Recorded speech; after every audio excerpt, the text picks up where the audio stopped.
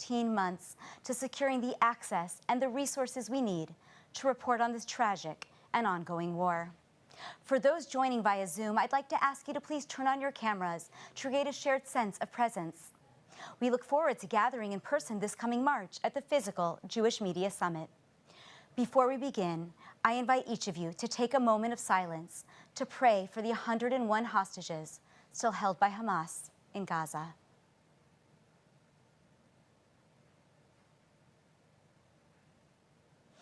Now it is my pleasure to introduce GPO Director Nitzan Chen for his opening remarks. Hello, everybody. I can recognize some of the faces at the Zoom. Hello, friends. It's good to see you here at our international webinar. Thank you so much to the GPO staff for organizing this event, and also to our partners from the Ministry of Diaspora Affairs and Combating Anti-Semitism, the Ministry of Foreign Affairs, and the Ministry of Jerusalem and Jewish Tradition, who have worked so hard to make it all happen. Unfortunately, we had to postpone the original summit dates due to the challenging situation here in Israel, but please make sure to write in your schedule that we are waiting to meet you here in person, face-to-face, on March 24, 27, 2025, Be'ezrat Hashem, as we used to say, at the 7th Jewish Media Summit, with fascinating tours around the country, meetings with leaders, keynote speakers, special briefings with the expert in real time, and more. It's a truly informative and unforgettable experience. Today, however, we will hear from key leaders from the Israeli leadership and many others who will give us their personal insights into the situation around the world. An opportunity to hear what is going on at the moment and some insightful perspective for the future. As you know, day-to-day life in Israel is still very unpredictable, and almost every day we have another scoop to report. On the other hand, it's a journalist's dreams. The news just keeps on coming. But on the other hand, as you know, it's journalist's nightmare, as the copy we may file in the morning may be completely out of date by the evening. So, however, one thing that has remained constant has been the tremendous support for our colleagues in the Jewish Media Summit, and we really appreciate the enormous effort that are to keep the story relevant. It is not a given that the tremendous effort that we have made to carry on talking about the situation in Israel, it's really internistic to our battle on the world stage. It is a real challenge to maintain the constant presence in the media of the flight of our hostages, to present the extraordinary and brave efforts of the IDF in protecting our citizens, while also reporting the astonishing stories of resilience and bravery. We recognize the constant struggle to remain in the forefront of the news, and we appreciate that very much.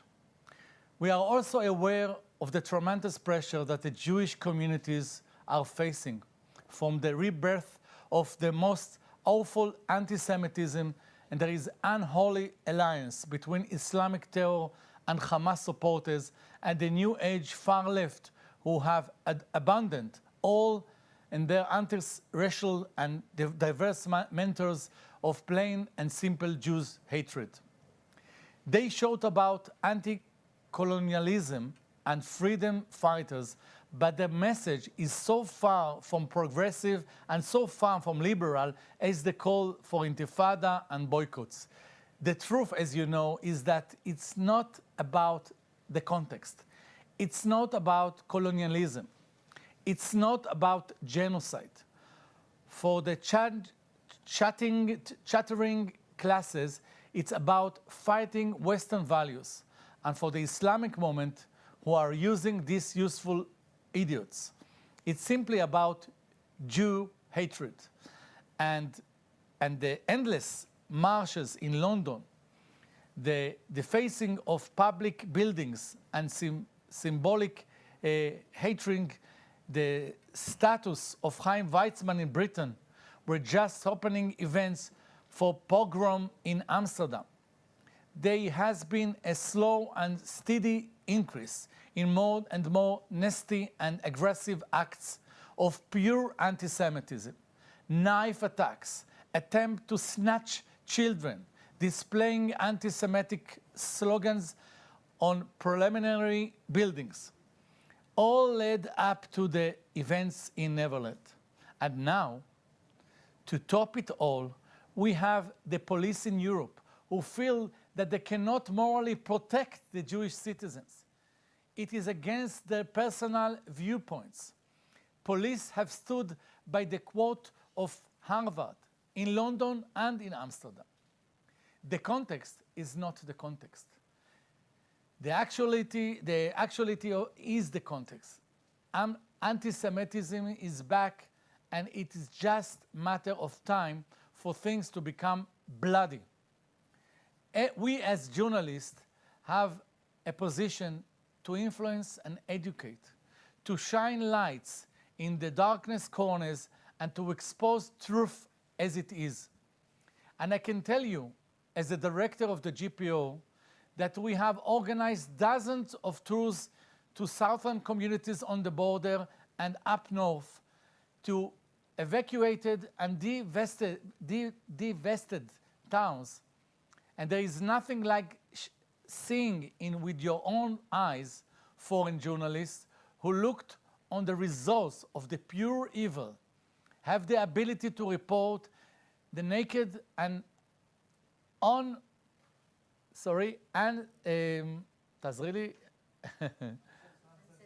uncensored truth, to present the facts as they really are without biased interpretation.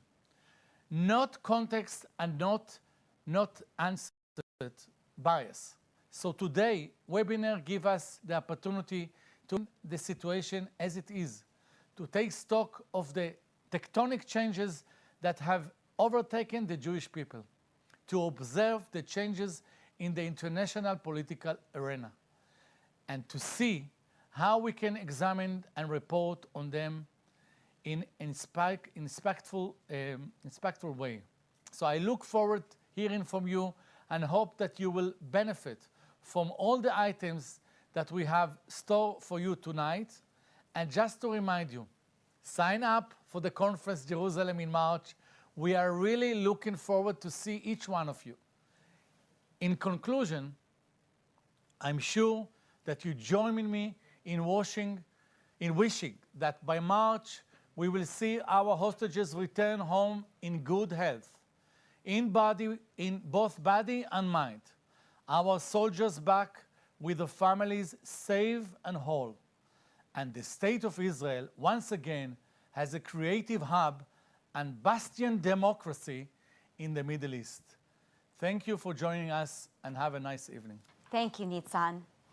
I want to let you know that we are going to have a security briefing later on, and I want to offer all of you the privilege of putting your questions in the chat. If you can submit your questions along with your name and the outlet that you work for up until 8:00 p.m. Israel time, we will be able to ask those questions of our security representative. We are now privileged to hear a few words from our foreign minister, Gideon Sa'ar. Dear friends from Jewish media outlets all over the world, in my new position as Foreign Minister, I send you all my warm greetings and welcome this important conference that takes place while we are faced very difficult times. Israel and the Jewish people are fighting on so many fronts. Our brave soldiers are fighting Hamas and Hezbollah and other Iranian-backed proxies across our region as we work to bring our hostages home and bring our people back to their homes on the border. On the international arena, we are fighting labelless accusations and lies in the international courts and legal forums. And in the media, we continue to fight bias and lies every day. And as Israel navigates these difficult diplomatic landscapes, the power of your voice is more important than ever. Yes, you are a voice to the Jewish community, but you are also a voice for the Jewish community. You can amplify our message, help carry our voice, and reach more and more people with the truth. I wish you all much success. I hope soon we can meet in person in Jerusalem with our hostages home very soon. Minister Sar. And finally, let's hear from our Minister of Jerusalem Affairs and Jewish Tradition, Mayor Porish. ירושלים, אנשי תקשורת ועיתונאים יהודיים מקצוות תבל. ראשית אני רוצה להביע את צערי שאיננו נפגשים היום פנים אל פנים בירושלים, אך אני מבטיח לכם, ירושלים מחכה לכם והדלת שלנו תמיד פתוחה. במקום להיפגש פיזית ולראות בפועל את המתרחש ברחבי ישראל, אנחנו נאלצים לדחות את המפגש, אבל עדיין חושב וחשוב גם שאת הכתב האמיתי אל מול גלי השקרים וההסתה, הפייק ניוז המסתובבת וגם מוצא במה מכובדת ברשתות תקשורת גדולות. בתקופה כשעם ישראל ניצב מאוחד מול אתגרים חסרי תקדים, נוכחותכם חשובה מתמיד, ובמסגרת התפקיד שלכם כעיתונאים, בעצם הדיווח העובדתי על עמדי ישראל, כיצד אנו נלחמים על עצם קיומנו מול ארגוני הטרור שקמו לכלותנו, אתם עושים עבודה חשובה והכרחית. אתם הגשר בין ישראל לבין הקהילות היהודיות. דרככם אנחנו מספרים את הסיפור האמיתי של ישראל לעולם כולו. יש לנו דוגמה עדכנית. ראינו זאת בפרעות שהתרחשו בימים האחרונים הולנד, מדינה אירופאית ומתקדמת, ולכאורה, כמו במקומות רבים אחרים, את החשיבות של כל יהודי הוא פרו-ישראלי חזק, התקשורת העולמית אל מול האנטישמיות והשקרים, אתם יכולים להיות השליחים שלנו, העיניים והאוזניים של הקהילות שלכם, והקול שמביא את האמת. ממש הקרוב, המתקיים באמצעות שיחת וידאו בתחילתה, תקבלו בין היתר סקירות ביטחוניות ומדיניות, וחשוב לנו לשקף לכם את תמונת המצלעה, כדי שתוכלו לעשות את עבודתכם נאמנה ולדווח את העובדות כפי שהן. ירושלים היא הבית של כל יהודי באשר הוא. כשתגיעו לכאן בעזרת השם בהמשך חודשי החורף נקבל את מהם בחום ובאהבה. עד אז אני מודה לכם מאוד על העבודה החשובה שלכם. יחד נמשיך לחזק את הקשר בין ישראל לתפוצות ולהבטיח שהאמת תצא לאור. תודה רבה. Thank you, Minister.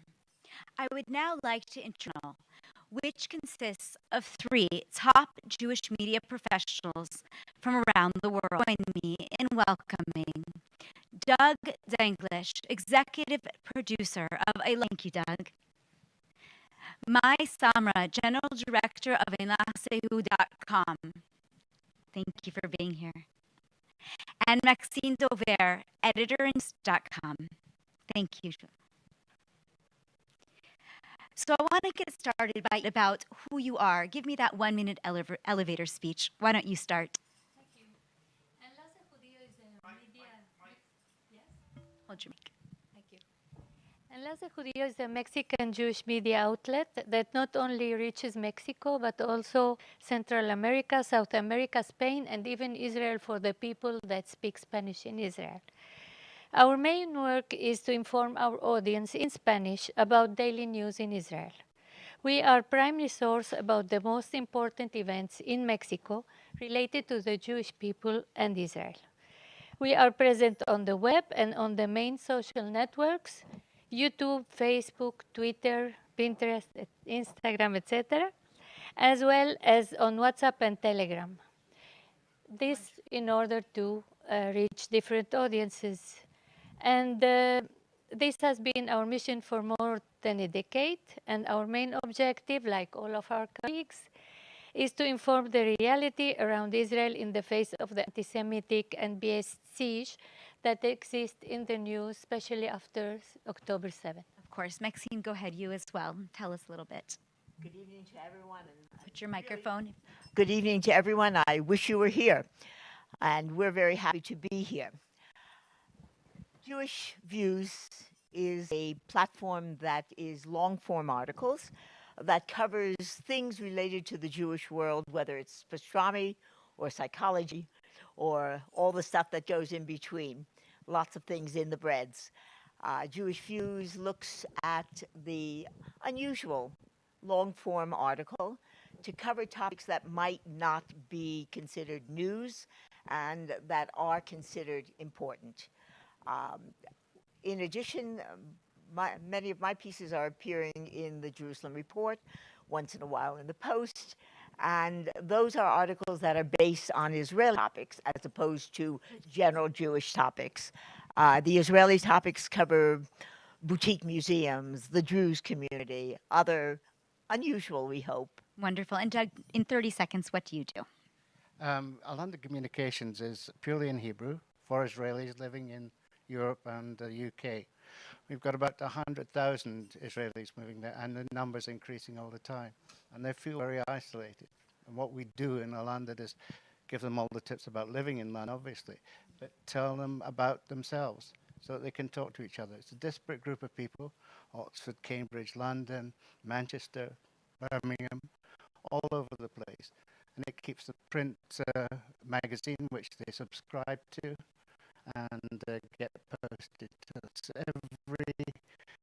we've been printing now for 30 years. It's our 30th year. Welcome Day, more than a year ago to October 7th. If each of you can share with me that your publication decided to write. Doug, why don't you start? Here in Tel Aviv, I woke up in the morning, it's something like an into the Namad. Our first stories were when we got back to London, people getting into Miliwim, people having problems getting flights, how people on our social media channels, and getting being cancelled, accommodation, where to stay, what to do. Very practical things. We were also dealing with two families whose had been kidnapped. Oh, wow. So we needed to help them, and also look at how it affected and how the rest of the community could help. Setting up an organization basically which you see everywhere with the yellow ribbons. Mai, what about you? Well, I was just about to sleep, my sleeping pill, and then I realized that something very weird was to my desk. I found out that adrenaline kills sleeping. First story we published was about Reta, who was telling us live that, and then he filmed live the destruction of Sderot when they had to destroy the air, and that was the first thing we did. Maxine? I was actually in synagogue, and the synagogue. So the rabbi had. Remember to keep your mic. I was in the Park Avenue in Manhattan, and the rabbi was aware of what was happening. Even the rumors had begun to be more conversation. The rabbi announced what had happened and effective would do. And that work ended up in an $18 million raise within a week. Our work is, again, it's based. So the response was not as specific to new when the young people visited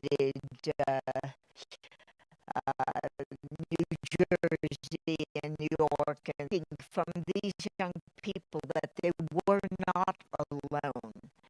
And I think that was the most diverse communities of the diaspora must sell into its youth. Yeah. So, I mean, outside, I'm wondering what kind of impact specifically the war has had on London with the rise in anti-Semitism. How has this impacting what you do? What we do, it's keeping the community in touch. I mean, there's nothing worse than field trip, or you've come here on a postdoc and you're just at a new institute who's explaining how the societies work.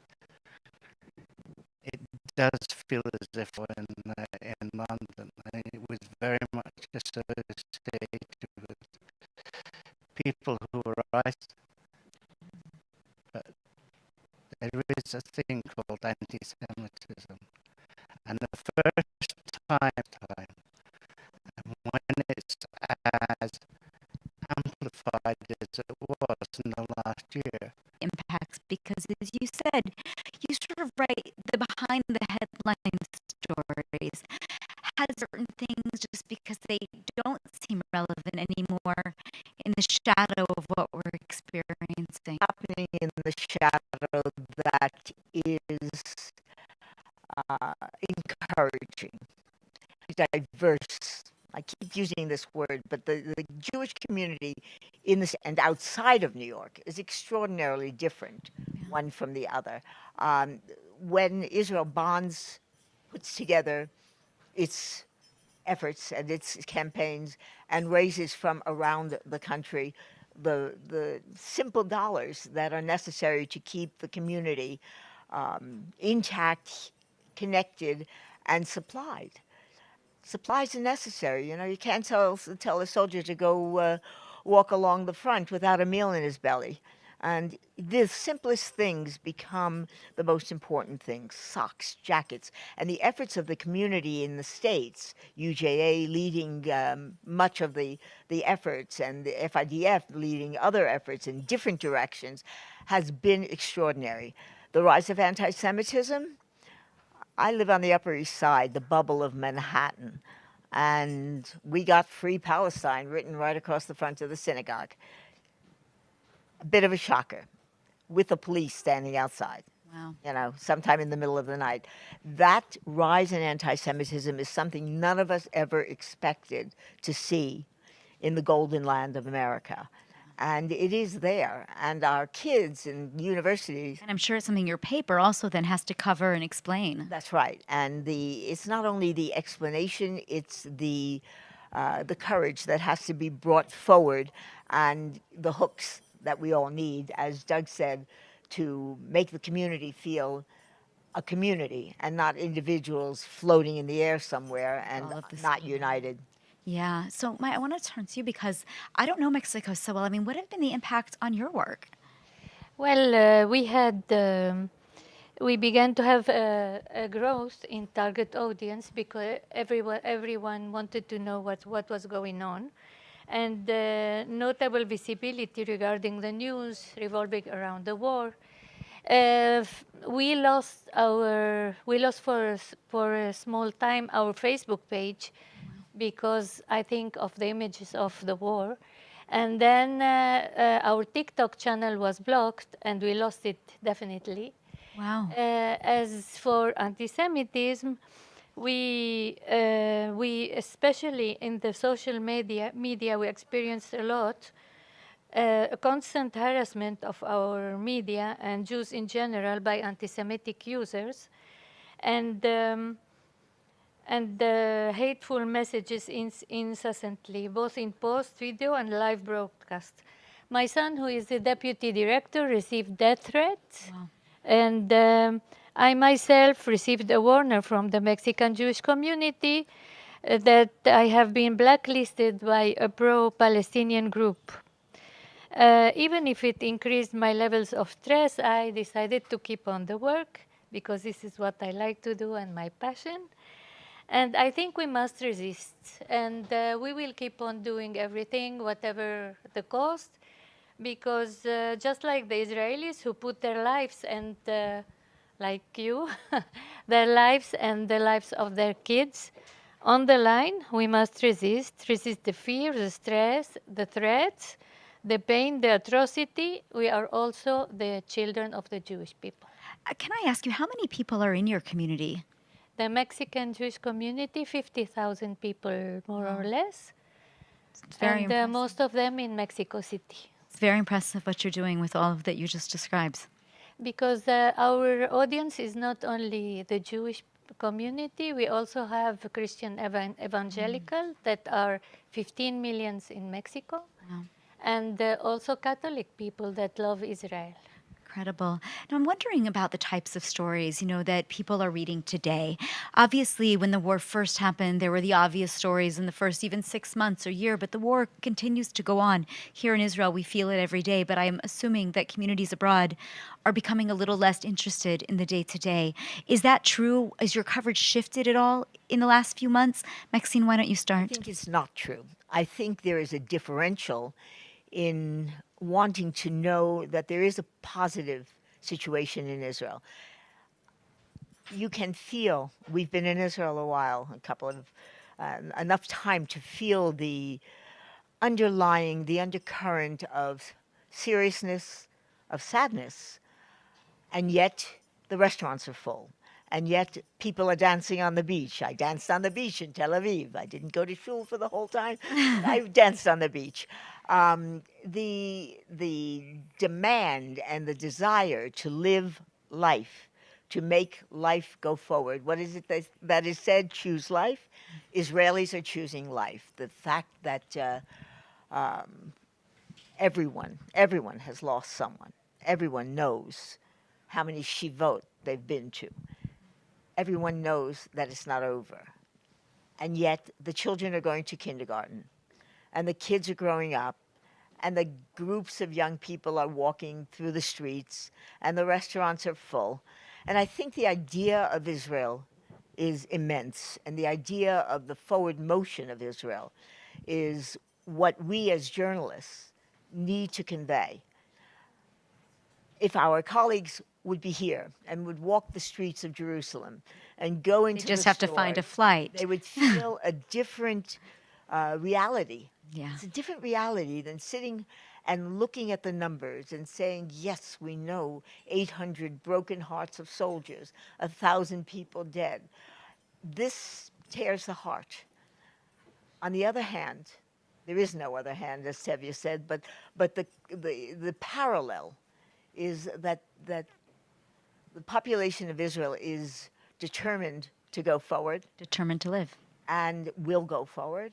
I'm looking at walking the beach yesterday, walking along Hayakon. It's just an amazing situation. There were people doing exercises on the beach, hardly wearing clothes. There were families of more religious wearing lovely long skirts, and the juxtaposition, the intermingling is Israel. And that's what is missing from all of our colleagues who didn't come to be able to convey that. And I hope we can do some little bit of conveying the positive reality of Israel. Certainly through what you just said, and hopefully through all of the publications as well. Doug, what about you? Have your stories changed? Yeah, I mean, there's less day-to-day concerns about people getting trapped. There's less day-to-day concerns, but to be honest, everybody has family here. Everybody's affected. Our community is an Israeli community.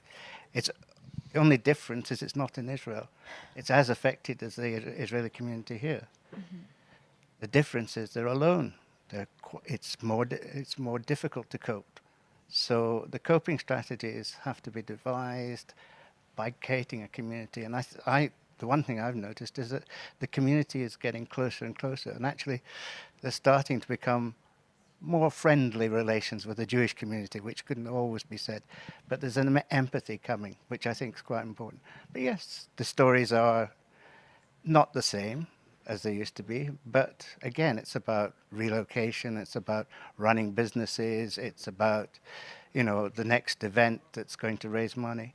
It's the usual stories, but there's always that behind it. Yeah. It's never forgotten. Sure.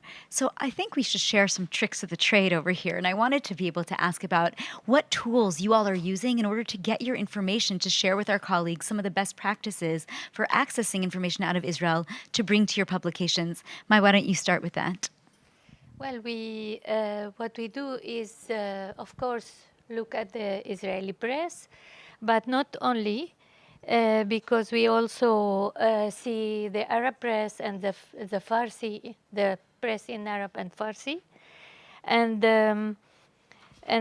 we watch Telegram and we watch a lot of, because now that disinformation is really very common from all sides, and with the war going on that has no end in sight. So this is the primary importance, getting the reality, to see the true news, no?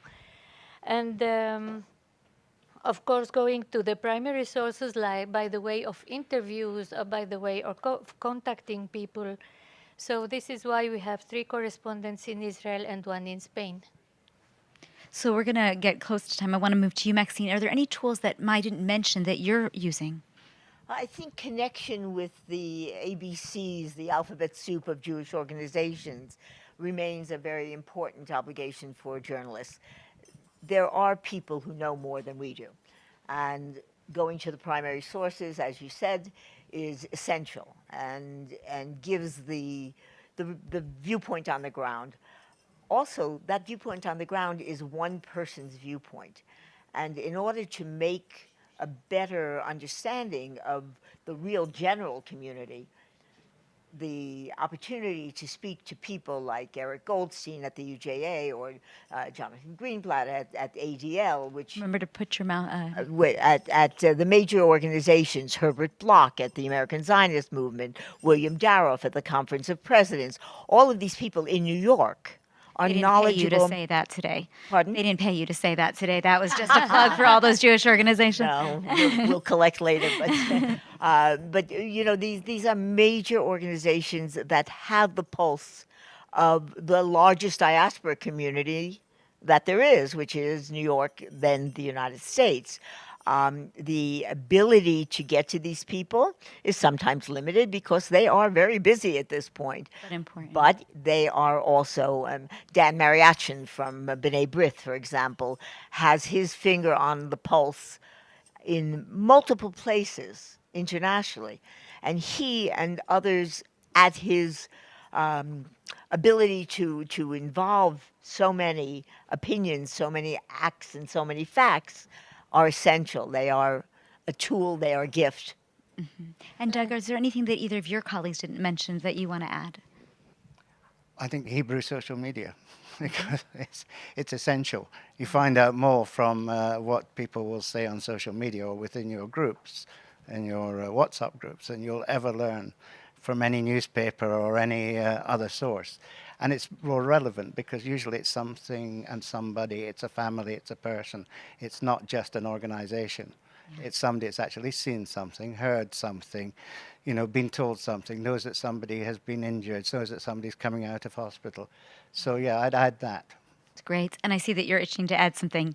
Yes, the interviews are very important, and the contacts, like when the incident in Majd al-Shams happened, that there were 12 kids were bombed. Right. I knew that Maxine had a friend in the Druze community, who is the mayor of the town of Julis. So she gave me the contact, and we did an interview because people were asking, it's probably a mistake. They were not targeting these kids, and the mayor said, yes, they were targeting kids. And the reason that we feel, and May and I have been invited to the Council of Mayors of the Druze community in several days, but we feel that this was a warning to the Druze in the Golan not to become as involved as they are becoming with the Druze who are Israeli Druze. There's a lot of effort being made to educate and to involve these communities. And it's that kind of contact that we as journalists have developed that my contact that May uses, her contacts that I am able to incorporate into work, going to the boutique museums like the Bow Museum. Well, and I think it's very important what you brought up, because the idea of using each other is actually key. And we have this entire group of people tuning in tonight who will then have access to each other. And it is important to be able to ask questions and to use that group to try to get the information that you need. So I want to move to maybe a personal experience for you to talk about something that has impacted you, that you've personally had to write since the war started. Doug, why don't you start that? I think it's about the families. I mean, there's nothing that can be said when all of a sudden one day you have parents and the next day you don't. It's about them. It's about what's happening to the community that's directly impacted. And, you know, there is a large community. You know, it's the guy who produces my favorite potatoes was killed. God. The guy I buy the cheese from when I come back from Israel, he also was killed. So, you know, the community is affected, and each of the stories, however much you don't think it affects you, it does. How do you deal with that emotional trauma that you experienced from having to tell the story about somebody you knew so well? They tell the story themselves. Yeah. You can't tell it for them. Yeah. Mai, what about you? Is there anybody or anything that you covered that really struck you hard, and how did you get through it to write that story? Well, I had that lady that came to my studio. She was wearing the flag of Israel as a cape, and she had a yellow band, and she had a shirt with one of the hostages. And what happened is that her son was living in Kibbutz Be'eri. And when the Palestinians attacked, he only had a knife with the one he cut the cucumbers with. And so he waited for the terrorist, and he stabbed him, and he killed him. Wow. And he put the body away. So when the other terrorists came, they saw blood, and they thought it was over with that family. Wow. So that's her mother, his mother. So she is now living a crusade, you know, a real crusade, and going to the streets with a cape. And how did you personally manage, to meet this woman? I heard about her, and I asked her to come for an interview. She did. And now she is doing a cooking class. This is her way of coping with Beautiful. this. We have a program with the cooking class every week. So we're running out of time, so I'm going to ask each of you one last question. I do ask you to please keep your answers to no more than 30 to 45 seconds each when you answer the following question. Doug, I want you to start by giving us an answer to this. There is so much disinformation that is being shared in the international media, and even in some ways in the Jewish media. How do you yourself ensure that reporting remains accurate and reliable? And again, 30, 45 seconds. Okay, the truth is always out there. It's just that it's sometimes not the truth you want to hear. And most of the organizations that collect the truth in the UK want their version of the truth. It's a truth which is not accurate, but is very, very, shall we say, widespread in the UK. It's almost impossible to get over it. But each time you do, you get a fact, you check it, you turn the story around and you say, this is untrue. And there are lots of people in Israel. The problem is nobody in the main UK economy, main UK world listens to us. Maxine, I'm going to ask you an iteration of that. Tell me one angle that you feel has been largely misrepresented in the international media. Again, 30 seconds. The foot on the ground reality check that needs to be done by journalists, by analysts, and by politicians. In the States, there's been so much of an involvement in the election and in the huge differences in the political positioning of the Jewish community that has led to anger, that has led to a discussion that should not be happening, where there should be a unity of the Jewish community, no matter who's elected. And hopefully that will be able to be solved. Okay, and my last question, really, we are down to about 20 seconds for you to answer this. I just want you to give us hope. Give us 15 seconds of hope from your perspective after this whole conversation.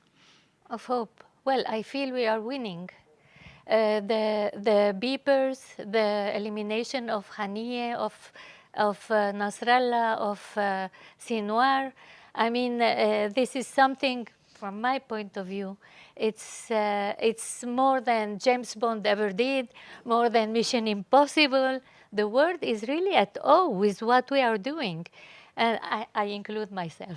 Wonderful. I feel like a soldier with a pen, but Well, thank also a you. soldier. Thank you so much. Thank you all of you for joining us today.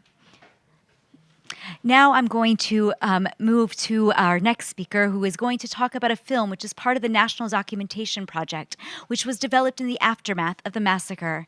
It's a film about the former hostages and families. I'm going to call up Susie Oz-Sinai Aranya, head of the Foreign Relations Desk, to explain the project, and then we will watch it. I do want to warn you, the content is very difficult. Ladies and gentlemen, distinguished guests and colleagues, shalom. You are about to watch a short clip which is merely a glimpse of the National Documentary Project of the hostages who returned from captivity and families of hostages who are still being held hostage in Gaza. The GPO has been documenting them for the past year in order to preserve those important testimonies in the National Archive.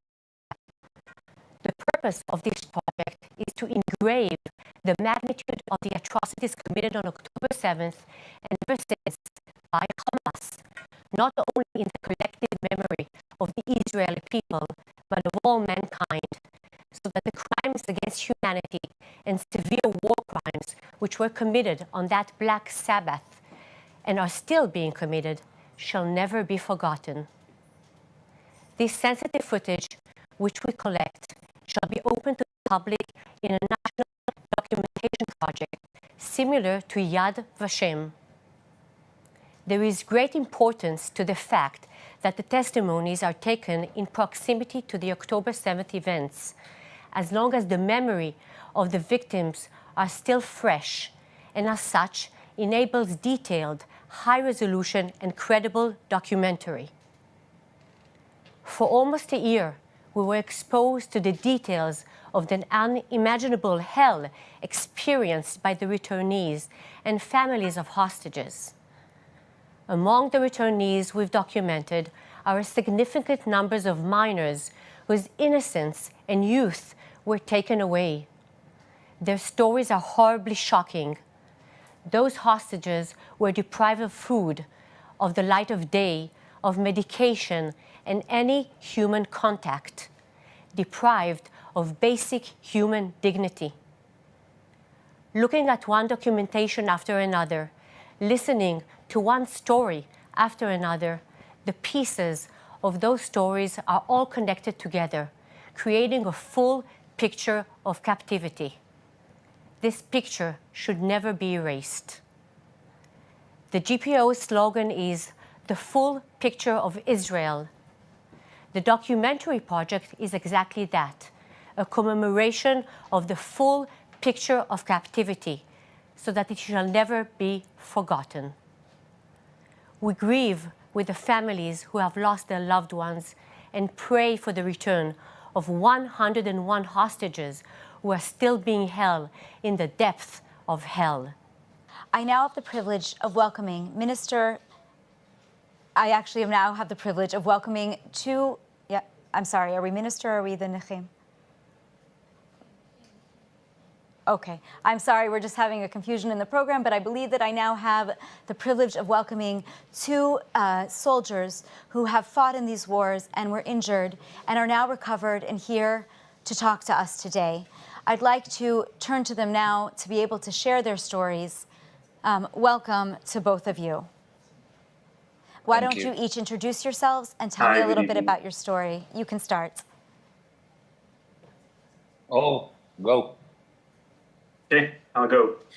Hi, good evening. My name is Or Shenzaf. I'm 35 years old. I live in Mitzpe Ramon. And before the war, I was an educator and a long distance runner, a marathoner, and now everything changed. And now if we can You're- go ahead to the second one, please, Idan. Hi, good evening, Mayan. My name is Idan Kleiman. I'm the chairman of the ZDVO, the Child Disabled Veteran Organization. I myself was wounded in Khan Yunis, in Gaza, 32 years ago, engaging 3 terrorists. I was shot in the chest and I'm paralyzed from the chest down. And now in my responsibility is to take care of over 12,400 new wounded soldiers, 95% of them under the age of 30, and almost half of them already have symptoms of PTSD. And the Ministry of Defense is projecting that until the year 2030, we're going to have over 100,000 members of our organization. We started before the 7th of October. We were, just to understand how horrifying the numbers, the 1st to 7th of October, we had 53,028 members, and we're going to grow up basically in 100% until the year 2030, when we're projecting the 30,000 of the 100,000, it's going to be on a pure PTSD. So we have a lot of challenges. Can you define for our listeners what is PTSD and what that looks like in terms of the symptoms that these soldiers are experiencing? Great question. PTSD has a very wide range of symptoms. It can be from a very hard level of PTSD when a person cannot even function, even if he doesn't have any physical injury. He has a really hard time with a lot of anxieties, a lot of fears. Basically, it's like taking apart, and every incident, every noise, every smell is reminding him of the battlefield and making it very hard to function. And we are in the organization have multiplier programs like a resilience farm and a lot of other outdoor action to make it easy for them the transition from being a hero warrior to a guy that has a severe PTSD. So we have a lot of programs that take care of it, but also it's a day-to-day challenge to function and to be independent with this disability. Or maybe you can tell us a little bit more about your story and what you've been experiencing and the type of treatments you've received in order to get through this very challenging time. Yeah, sure, or go.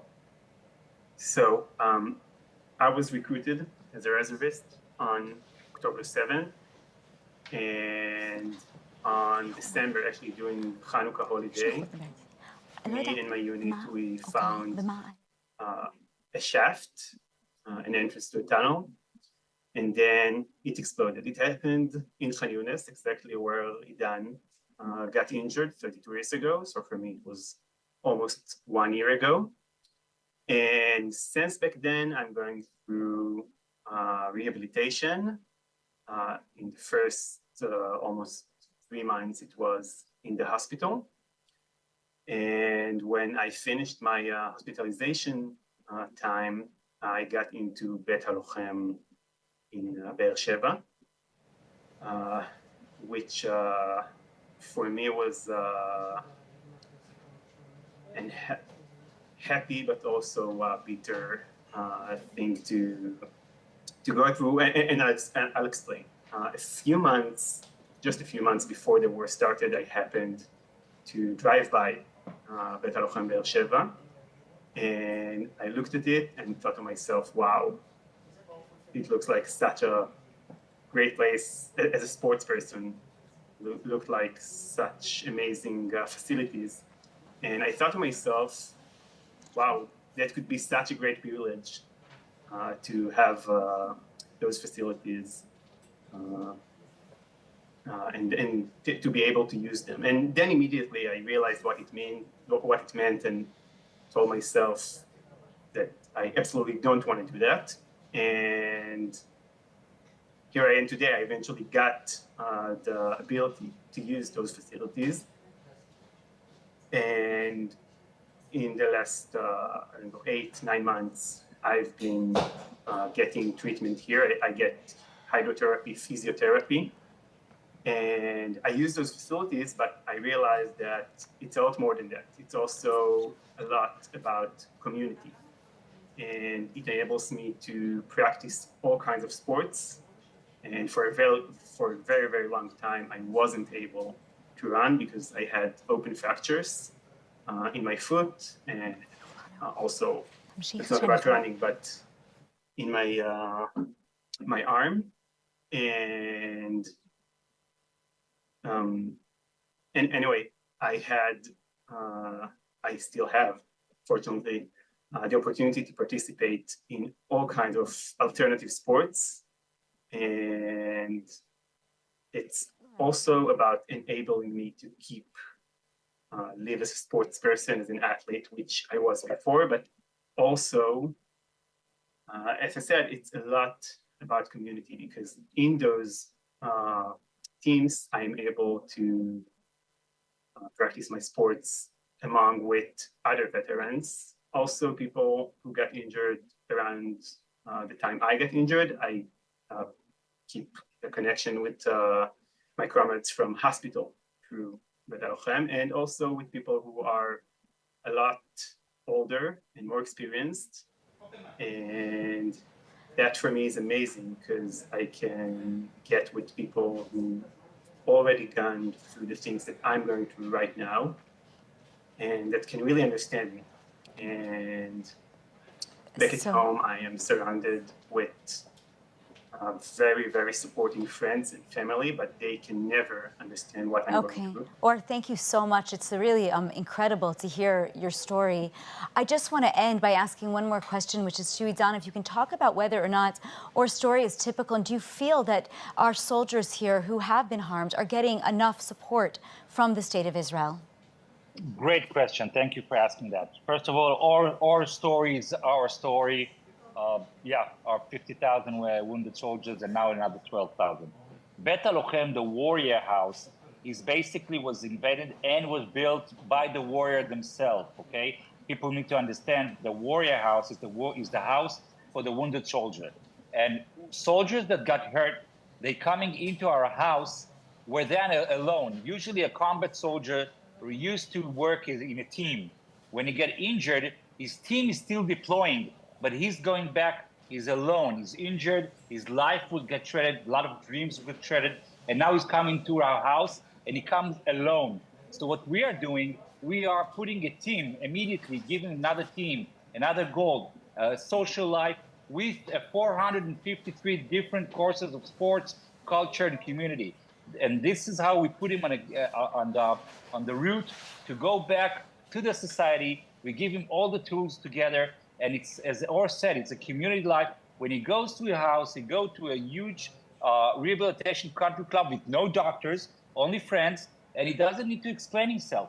Everybody instead there what PTSD is, what amputee, what blind, and burns, and everything. So we know how to treat those guys and to give them immediately the feel of a house, of their house, and we explain them that Bet HaLochem, the warrior house, we have 4 in Israel, and we're building the 5th one. It's their houses, and they can do whatever they want and be with whoever they want. And the last point, a very important one, you have to see that it's not only the soldiers, it's also the families. When a soldier get hurt, everybody look at the soldier, but there's a whole surrounding of families, parents, and if he's from the reserve, so his kids and wife. So what we're doing in the warrior house, we give them the opportunity to do everything together, to be in the gym, in the swimming pool, in other classes that they want, but do it together as a family. And so we build them a community and a family, and by doing that, we give them all the tools to go back to the society, work, raise a family, and be rehabilitated.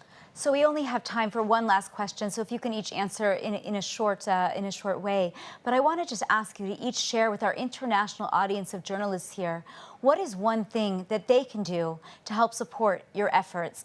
Or why don't you start, and then Idan, you can finish. I actually think it's a question that has to go to Idan, who's in charge of our organization. But what about for you as a soldier? Go ahead, or tell us for you as a soldier, what kind of support can they provide? I think for me as a soldier, right now, I'm injured. I'm a veteran. I'm not a soldier anymore. But being a soldier back a year ago, we did get a lot of support, and it was also, getting letters and stuff, and also material stuff that we got. Anything from nice food to drones, and it really helped us back there, and it really made us feel like we're not alone, and like we're fighting this war, not only for ourselves, but for the entire Jewish people. Thank you so much for that answer. Idan, and what about for you and your organization? Yes, I want to, all our friends there, first of all, thank you for listening to us and give us your time. I want you to understand that the Warrior House is an initiative that the wounded soldiers themselves did it. The government helps, but it doesn't have, we don't have a full coverage. The two major things. First of all, we need to spread the rumor about Bet HaLochem, so every Jewish house will know, or every person like Israel and the soldiers would know that there's a Bet HaLochem that exists, and to help and support us. And the second of all, I want everybody to recognize how those brave guys are, how amazing they are. This is my fifth cycle of war from the Second Lebanon War. And I got to say that those wounded soldiers, the guys from the 7th October and the last year, they are so amazing. They're so heroes. We love them. We'll support them. We need to hug them. And the recognition of all the Jewish nation, all the Jewish all over the world, it's very important to them. So it will help them to push forward and rehabilitate. And when we say Am Yisrael Chai, and when we say that all Israel are brothers, it means that all the Jewish people from all over the world need to come and help us and support us to push this amazing project to help the wounded veterans. Thank you, Idan, and thank you, Or. Both of you, thank you so much for sharing your stories. For those of us, thank you very much. Of course, for those of us in Israel and for the entire Jewish world, it's almost unfathomable that more than a year has passed since 6,000 Hamas terrorists and civilians breached Israel's borders, slaughtering over 1,200 of our people and kidnapping more than 250 others. In the past year, we've watched as our young men and women have entered Gaza and Lebanon, fighting for our security. Hundreds gave their lives in this cause. We all know someone. None of us is untouched. To honor 1 year since October 7th, the GPO has prepared a brief video. Let's take a look.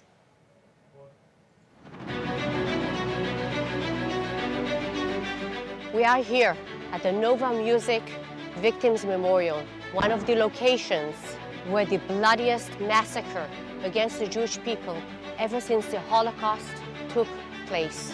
That barbaric and horrifying attack initiated by Hamas on October 7th in the morning of Simchat Torah was the starting point of the Iranian regime regional war against Israel on 7 fronts by its proxy units and directly by it.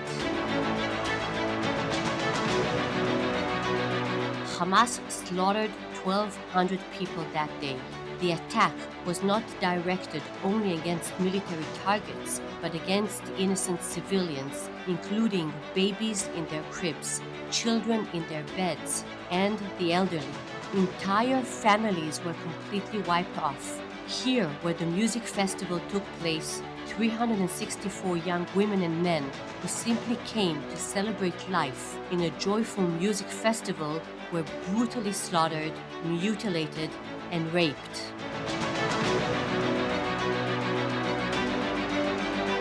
The attack began with more than 4,300 rockets being launched upon Israel, followed by the infiltration of thousands of terrorists on vehicles, motorcycles, trucks, and paragliders after having shattered the Gaza-Israeli barrier.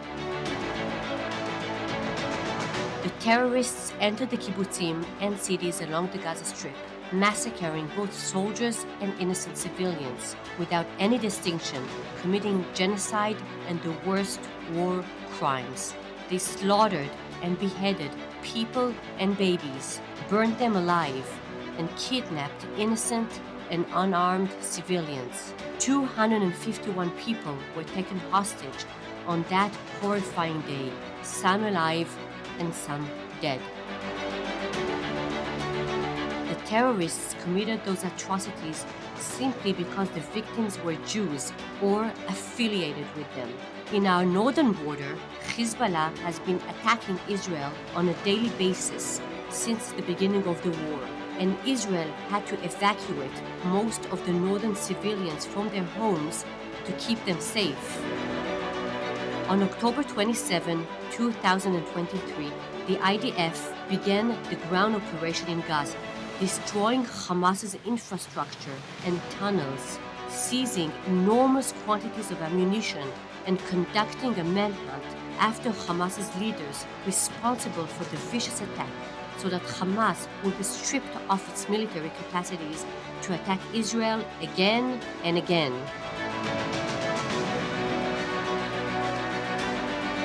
We are continuously trying to find the hostages who are being tortured, held in the worst conditions, starved, sexually abused, deprived of the light of day and human dignity. Unfortunately, 101 hostages are still in the depths of hell. Iran joined the war directly and launched massive attacks on Israel. Israel responded by an attack of Iranian military targets. The October 7th war is a long and bloody war that cost many lives, but it placed a mirror in front of us, and we understand our cruel enemy's intent to destroy the state of Israel. One thing is crystal clear. We have the right to defend ourselves. We have the right to destroy our enemies and to fight to bring back 101 hostages who are still in hell. We shall continue to fight for our existence. We shall continue to fight for our home. We shall prevail this war against the evil. Am Israel Chai.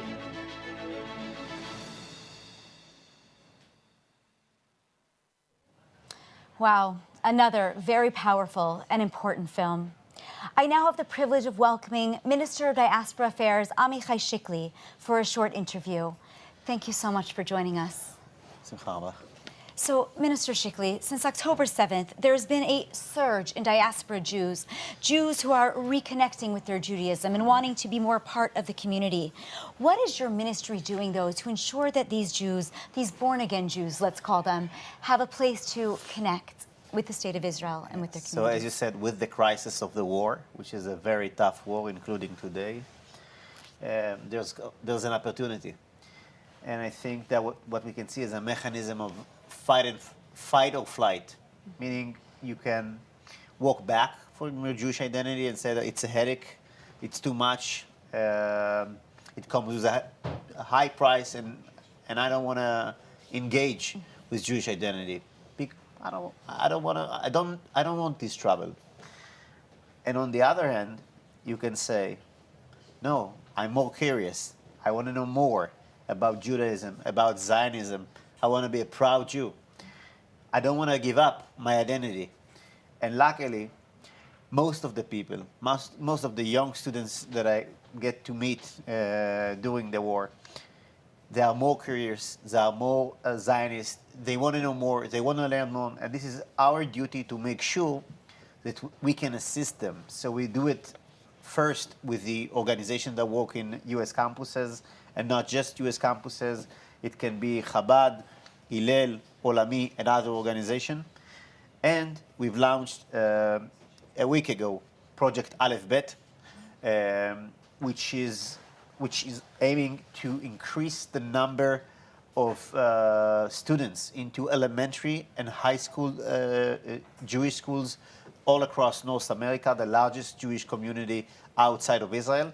And I think that it's important that although we have a significant economic crisis and the costs of the war are very, very expensive, still we managed to allocate a significant budget for Jewish education, to empower Jewish education, and also it's not just for this year, but also for the next year. This is amazing. I mean, I was actually curious about that because I remember speaking about the Aleph Bet program before the war and didn't know if it would actually be able to start. So we've good started. news. Great news for the Jewish diaspora. Now, along with all of these Jews who are certainly connecting, there's also been a huge surge in anti-Semitism all across the world, really, and of course in North America as well. What is your ministry doing in terms of funding for that? And also, how do you see your responsibility as the Ministry of Diaspora to combating this anti-Semitism worldwide? Yeah, so first, the greatest victory on anti-Semitism is Jewish education. In this fight or flight mechanism, anti-Semitism wins when a young Jew is walking away from his identity. And anti-Semitism is being defeated when he's being more connected. So this is first. Second, we are trying to find the engines of anti-Semitism. Who are the organizations, the power behind the riots that we see in Amsterdam or the protests in US campuses. And the mission is to find the engines and to make sure that the information regarding this organization is being shared with other governments in order that steps will be taken against these organizations. Just one example, which is Amsterdam. So recently there was a serious attack on Maccabi fans, soccer fans in Amsterdam. The organization that was the engine of this event, called PGNL, Palestinian Groups in the Netherlands. We've published a report, a very important report, that shows that one of the leaders of this organization is Amin Abu Rushd, who is Hamas member. A lot of pictures with Ismail Haniyeh. He was arrested for raising money for Hamas, 11 million euro. And he was not alone. These are several leaders in this. And I'm just saying that sending this report to the Netherlands government and make sure that this organization cannot function anymore and the people will be deported from the Netherlands, hopefully.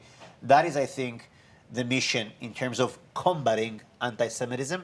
Same goes to the US with similar organizations, more sophisticated. Could be CARE, AMP, SGP, all these organizations, they are the engines behind the protest and the assaults against Jews in North America. And by the way, just a month ago, you had another organization related to PFLP, not Hamas, but like the secular terrorist group of PFLP. And this organization was banned from operating in both Canada and the US.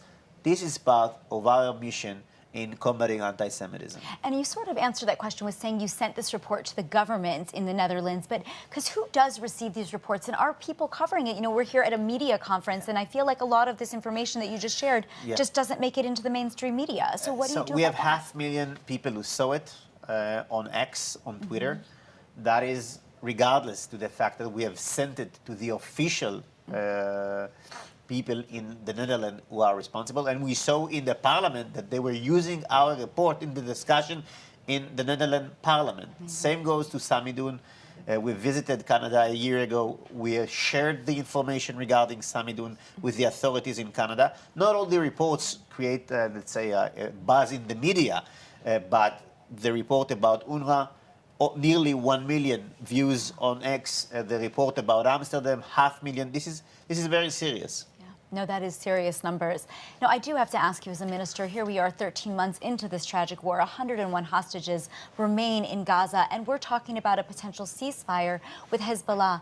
What are the next steps for our government? Do you believe we should sign that ceasefire agreement, and how long till we end this war?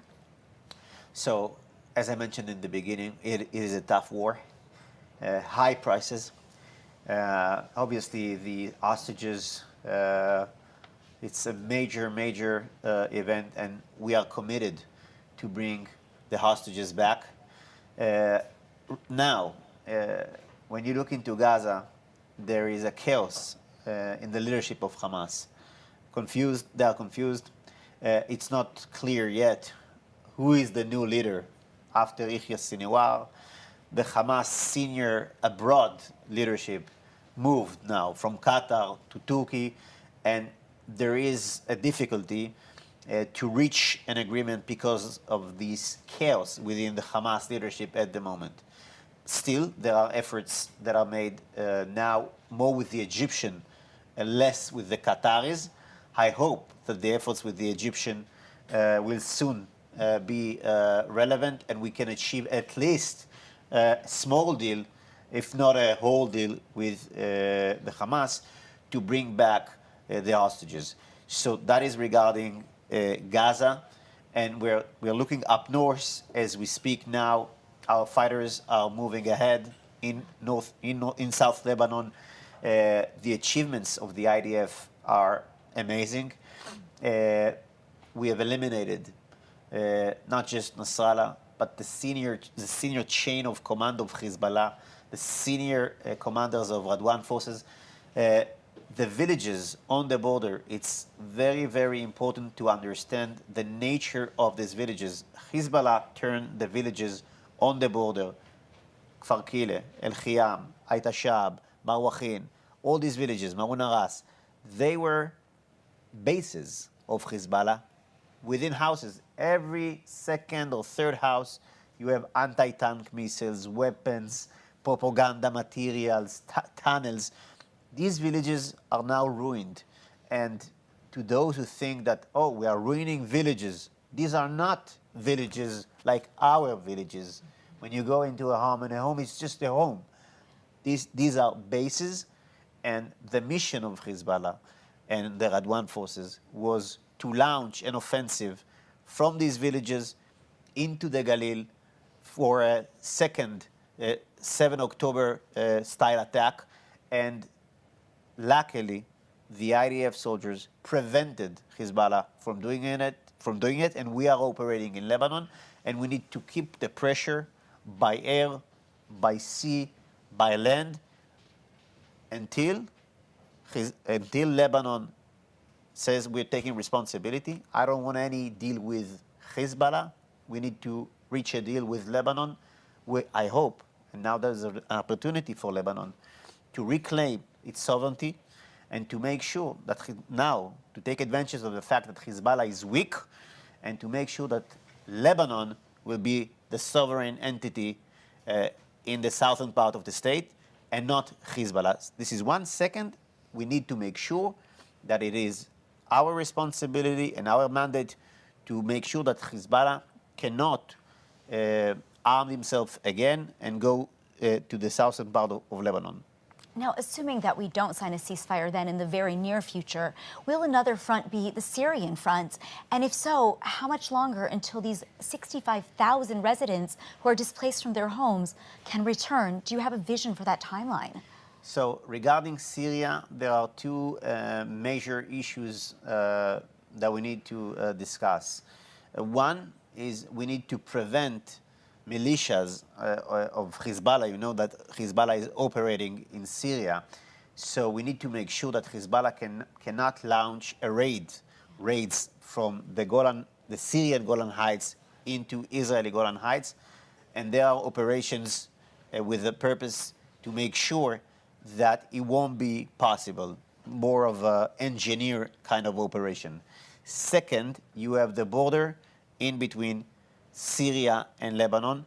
Most of the weapons and ammunition of Hezbollah are coming by land from the crosses in between Syria and Lebanon. We hope that with the new administration in the US and with sufficient pressure from us, we will be able to bring Syria into the Saudis, Egyptian, Emirate hemisphere and to abandon its alliance with Iran. And that is an important strategic goal regarding Syria. Fascinating. And then what does that timeline look like, for getting those residents home? Do you envision that in 2 months, 6 months, another year? I don't think it will take another year. I think we are close to the point that we can bring back the people to the villages up north. Obviously, some of the villages are heavily, they were hit heavily, like Metula, like Misgavam, but in many other cases, people can go back to their home immediately. So I'm assuming carefully that it will take a month or two, not a year. So let's hope for that. No, Bezrat Hashem. Bezrat Hashem. Now, I do want to turn to the Haredi draft bill. Sure. Our men and women are dying here every day fighting this war in Lebanon, in Gaza, and the largest part of our population, the fastest growing, I should say, part of our population, not yet the largest, is not serving in the Israel Defense Forces. The Haredi draft law to be able to get some of these people into the army has been stalled, delayed, changed, and doesn't seem to have any real resolution yet. Where are you holding on this bill? And what do you think is going to happen?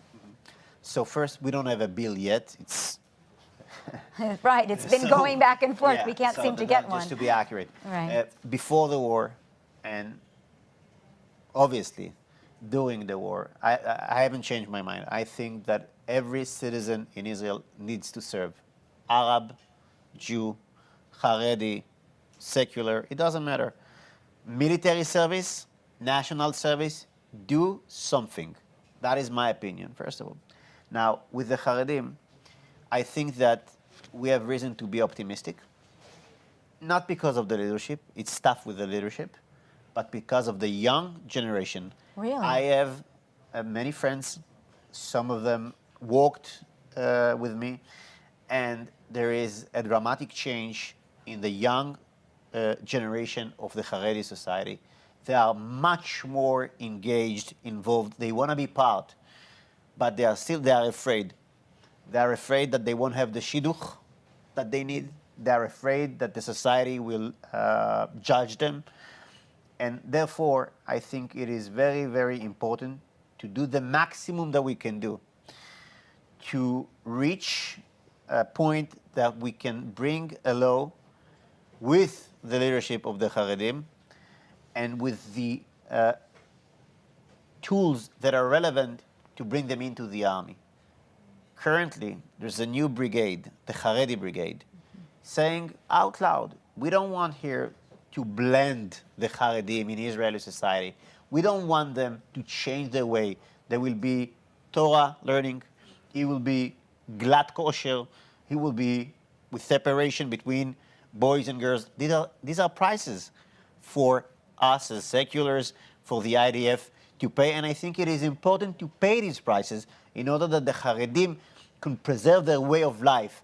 And we need to be very open and say, we don't want to change your way of life, but we do want to bring you with us to this sacred mission of protecting the people of Israel. I think this is the greatest mitzvah that you can achieve.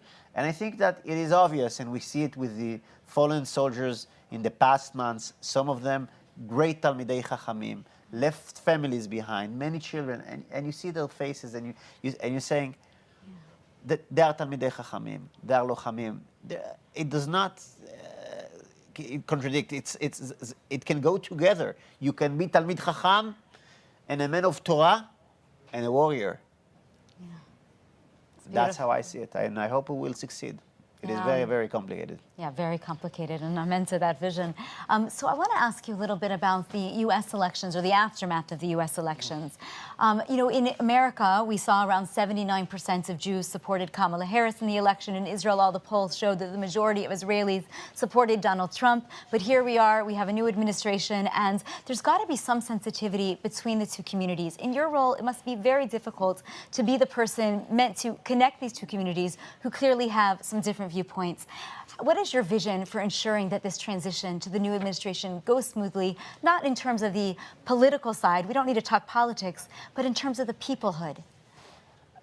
Look, I don't think that there is a tension in between the communities because of, I respect people who voted for the Democrats, and I respect, obviously, people who voted for the Republicans, who are much more closer to my opinions, and I think that's not a secret.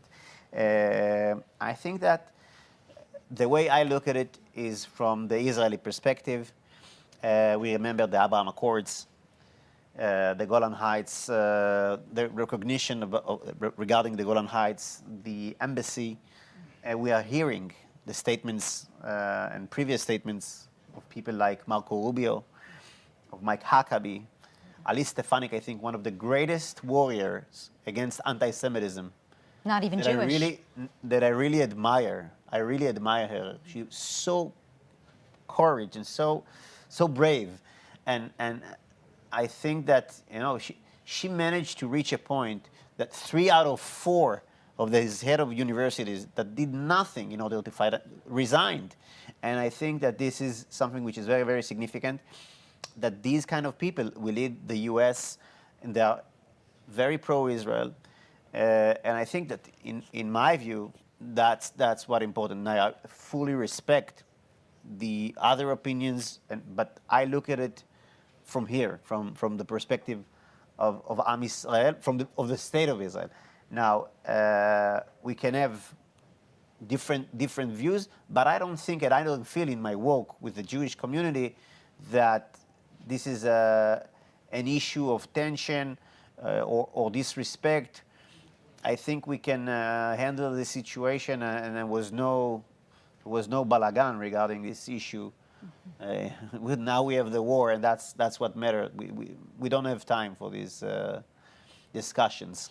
It's totally fair. So we have time for 2 more questions. I want to ask you one practical and one visionary. Practically, you mentioned the Aleph Bet initiative, the ability to help get more students a Jewish education at a more reasonable price. I know that I had the fortune of being at the Jewish Federations of North America General Assembly. That issue came up many times. So just give us a little bit about the program itself and what that's going to look like in the next year now that you've launched it. What does it mean? So originally, the idea was to allocate a significant amount of money together with the Federation. We worked very close with Eric Fingerhart, with organizations like Prisma and others, and major philanthropic foundation. The idea was to make sure, first and foremost, that Jewish education will be at the top priority of the Jewish federations, and not just like the big organizations of JFNA, but also locally, like the Federation of Detroit, the Federation of New York, et cetera, to make sure that Jewish education will go up in terms of the strategic goal. And we thought that if we can bring together all these players and to invest a lot of money in these kind of projects, we can reach a change and bring more students to go into both elementary and high school and Jewish high schools. So in terms of how it works, the first year is more of an experiment. It is like a startup. There are about 10 different projects, Prisma, Tamim, Tikva, working with the Crown Foundation, Com Foundation, many organizations, and the variety of projects. It's not one project. Each and every project, they have very specific goals that they need to reach. And a year from now, we will examine the different projects. We will see what worked, what didn't work. We will learn, and we will make better investments in the following year. That is the philosophy behind the project. It's not one, but several projects together. Interesting. Now, Minister Shikli, we are 13 months into this war. Anti-Semitism, as we mentioned, is on the rise. Do you still have hope? Do you have a vision for where Israel will be 12 months from now? So I just saw a survey, global survey, out of Israel, saying the happiest countries under 30. And Israel is number 2. Oh. I saw it today. It was recently. And this is amazing. And I think it's not a coincidence that our anthem is a tikva. We have in our DNA this deep belief that eventually this world is good. And we believe deep in our hearts, שיהיה טוב, not the יהיה בסדר, because יהיה טוב, because we're going to work. So not just okay, it'll be good. It's not okay, it's tov, which is good. And this is emunah, this is faith. And I think that these people have a lot of faith, and I have a lot of faith in Am Yisrael abroad, and I think that the Jewish community abroad is being very brave, and also we are very thankful for the support that came from so many communities, and especially North America. We actually measured, it was 5 billion shekels to the communities in Otef Aza for the soldiers, endless support. And I know that we as a state, it's difficult for us to reach the same numbers, but I'm very proud that we have the ability to also to put focus as a government on what's happening in North America. How can we assist fighting against these organizations that I mentioned before, SJP, AMP, and all these anti-Semite organizations? How can we empower Jewish education? How can we empower the organization that work with the students, et cetera, et cetera? And I think we have many reasons to be optimistic. We still have very serious challenges, but when you check let's say, the situation a year ago and now, despite the price, which is a very high price, and despite what happened on October 7, which was, I have no words even to, but despite this, I think we are now in a better strategic situation. The Iranian lost two hands of this octopus works against us, and learning about the policy, I just saw it now, of a maximum pressure on Iran, I think we can reach a situation in which Iran is no longer the main force that shaped the Middle East, but it will be Israel, it will be the US, it will be the Emirates, hopefully the Saudis, and we will bring a whole different future, not just for our citizens and our children, but also for the children of Lebanon and for the children of Jordan and Syria. Bezrat Hashem. Wow. Well, thank you so much, Minister Shikli, for being here today. So it's always a pleasure to be able to speak to the minister and to hear his thoughts and the thoughts of our leadership.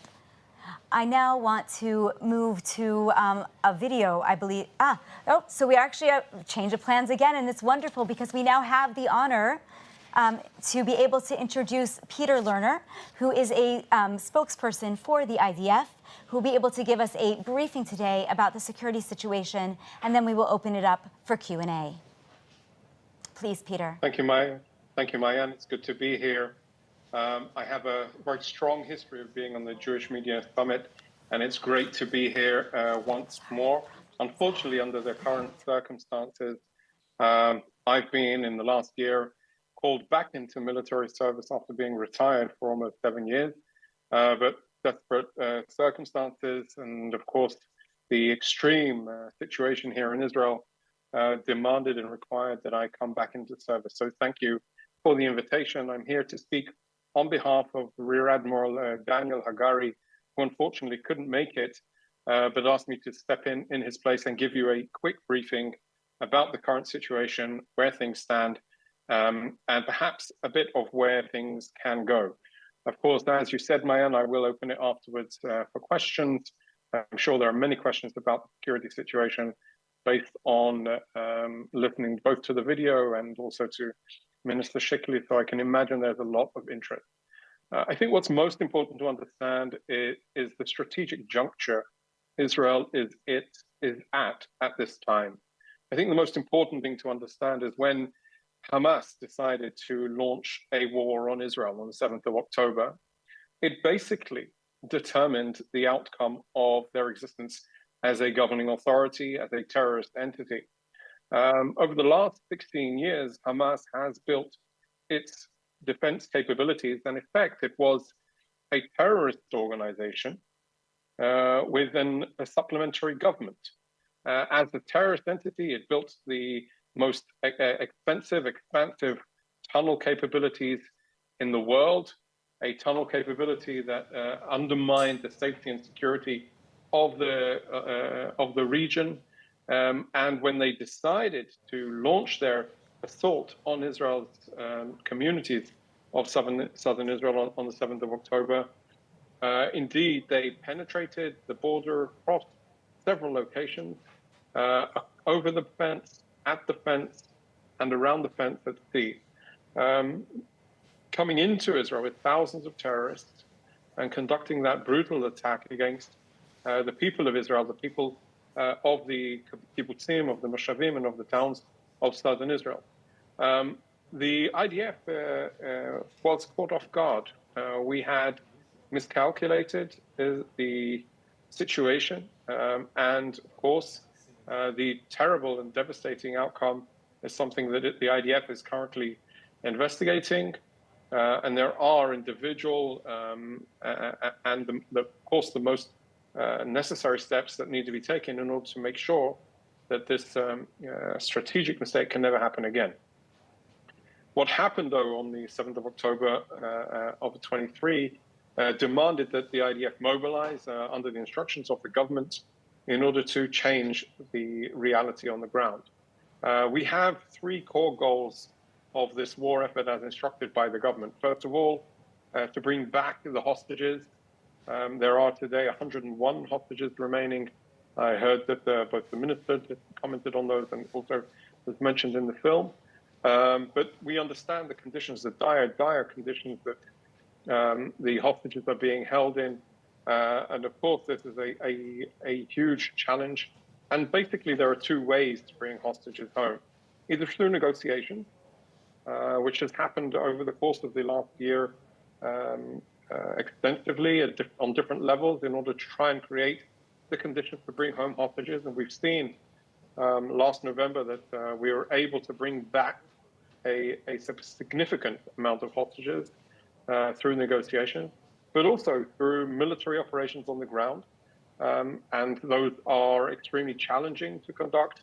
But of course, that is something that we have been able to do.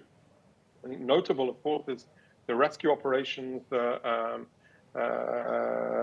have been conducted under dire situation in densely populated areas, specifically where Hamas has strategically positioned its capabilities within the civilian arena, trying to create an operational challenge for us to conduct those operations. Over the course of the year, the IDF, and this relates to the second goal, is dismantling Hamas as a governing authority and a terrorist entity systematically, which ultimately means that if their seat of government was Gaza City, we went to Gaza City. If they utilized the locations that traditionally are protected, like hospitals, like UN facilities, well, they, in their presence there, undermined the protections that these facilities usually have, and the IDF has mobilized to locations where Hamas has operated. And in parallel, and so on, and I can say that the vast majority of Hamas battalions, of the 24 battalions that it had throughout before the war, have now been rendered disbanded, dismantled, and incapable to conduct a 7th of October attack again. And I would say that the vast majority of their leaders, the commanders, those that instructed, trained, and conducted the 7th of October massacre, have also been pursued and hunted down. And also those that tried to put up a fight in their positions in northern Gaza, in central Gaza, and in southern Gaza, have been either killed in engagements or targeted strikes. And this is a routine that we see time and time again, that no matter where and who replaces the replacement, we will pursue them. That is the determination, and that is necessary. Ultimately, these two things combined, of the hostages released and the dismantling of Hamas, will result in the third goal, which needs to be achieved: a new security regime on the southern front with Gaza, a security regime, a security reality for the people of Israel that they're no longer posed a threat from the Gaza Strip, such as that happened on the 7th of October 2023. Over the course of the operations, we've seen quite significant characteristics of the battlefield those characteristics include the how Hamas had prepared the battlefield inside the Gaza Strip. So every neighborhood we went to, we found how Hamas had built tunnels, conducted and pre-positioned combat facilities in different areas, all interconnected, all intertwined with different mobility capabilities, such as ambulances, such as hospitals as part of their network, and such as the United Nations UNRWA headquarters, which was supposed to be, from their perspective, their type of Iron Dome to protect us from conducting a strike. And indeed, we found exactly where Hamas had positioned its database beneath the headquarters of UNRWA. And so if we look where we are today compared to 2023, Hamas has pursued their leadership. As you recall, in mid-October, soldiers, IDF soldiers, on an operational patrol killed Yahya Sinwar. But it's not only Sinwar that's been taken out. It is the rank and file, and it is the senior leadership, and it's the commanders that have all been pursued on the tactical level, on the operational level, and on the leadership level. So we are effectively looking at something new in the Gaza Strip, and what we can see is the development, and even as we speak in the last few days, there is still combat taking place, but it's much more guerrilla warfare type battles that are taking place, small ambushes that terrorists are setting up, either with explosive devices or RPGs, and this is the type of challenge that the IDF forces are facing. Currently, I can say that there are three core positions that the IDF is maintaining and operating in. In northern Gaza, the reality is that there are forces conducting combat in specifically in northern Gaza, because we identified that they were planning to try and launch a significant attack on the 7th of October this year. And so we went in. Yeah, Mayan? Sorry, please go ahead. We went in on the 7th of... Sure. We went in on before the 7th of October to prevent and foil any attempt that Hamas could have to try and mark the anniversary of that very, very solemn and sad day in Israel with more acts of terrorism. The IDF is mobilized currently, dismantling and preventing Hamas from rebuilding itself in key strongholds such as Jabalia, Beit Lahia, Beit Hanun in the north of Gaza Strip. The second location the IDF is currently positioning in is the Netzarim corridor, which is a main area in central Gaza, and it gives us the operational advantage to conduct rapid mobilization, rapid deployment against threats that could be originating. And of course, it makes it very difficult for the terrorists themselves, Hamas terrorists or Islamic Jihad terrorists, to try and conduct attacks against Israel. And the final position, of course, is the very, very famous, the border, the route between the Gaza Strip and Egypt, the Philadelphia corridor, which before the war was a strategic thoroughfare for smuggling of weapons and other contraband between Egypt and the Gaza Strip, including money and all different types of other materials. There were tunnels there that could enable movement of vehicles. So that is the current situation of the war that is taking place against Hamas in Gaza. And I would say we are definitely on the upper hand, but still not complete. The operation and the war effort is not fulfilled until we bring home the 101 hostages. I'll turn now to the northern front, Hezbollah, which was also mentioned by the minister and the video. And I think what is important to note about Hezbollah is we know for a fact that they were planning to conduct a 7th of October type attack. We know precisely because in 2015, they broadcasted their plan to attack the Galil, to conquer the Galil.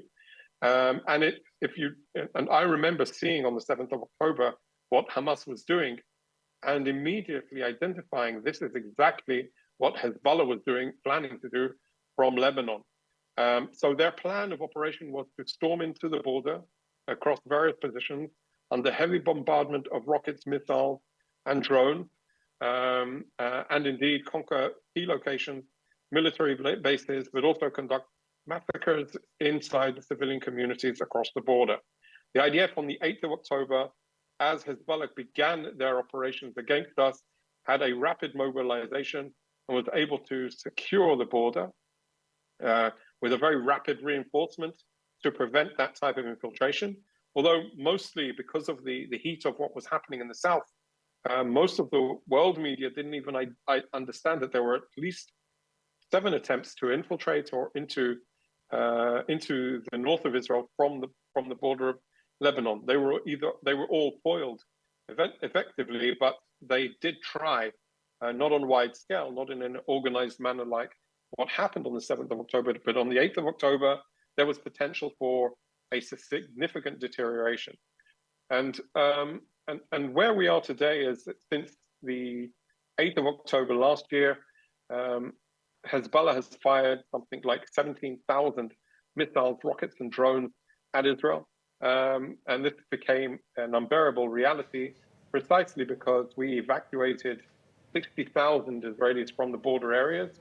And the government has instructed us in September to mobilize against Hezbollah to change the security situation to enable the people to go back home. We are currently operating, I would say, on 3 key efforts against Hezbollah in Lebanon. First of all, the immediate vicinity of the border area. So dismantling the attack infrastructure that Hezbollah had positioned over the course of almost 20 years now.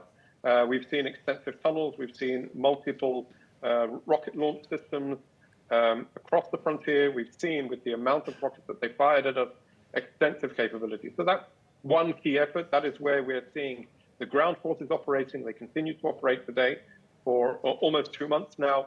And this, I think, is a very significant move and a very important move to create a new significant security reality and to permit Israelis to go home in the north. The second element of our operational activity is to dismantle Hezbollah's strategic assets. So Hezbollah had accumulated something like 200,000 missiles, rockets, and drones over the course of 20 years. That is a very significant number, and imagine the ability of them having something like 3, 4, 5,000 rockets to be able to launch at Israel a day. That is what they were planning. And so while what we've seen in the last 2 months, we've seen a fluctuation, but they're probably around the average of around 100 to 150 rockets, missiles, drones per day fired at Israel. It's not what they planned. It's precisely because of the strategic effort of taking out their strategic capabilities, including precision-guided missile capabilities, the weapons manufacturing capabilities. And that leads me to the third strategic effort. The third strategic effort weighs upon the capabilities of Hezbollah to bring in weapons. Now, some of them are indeed... Peter, I just want to let you know we do have some questions, so if you can try to... I'm sorry to wrap it up soon. We'd love to be able to get those asked from our audience.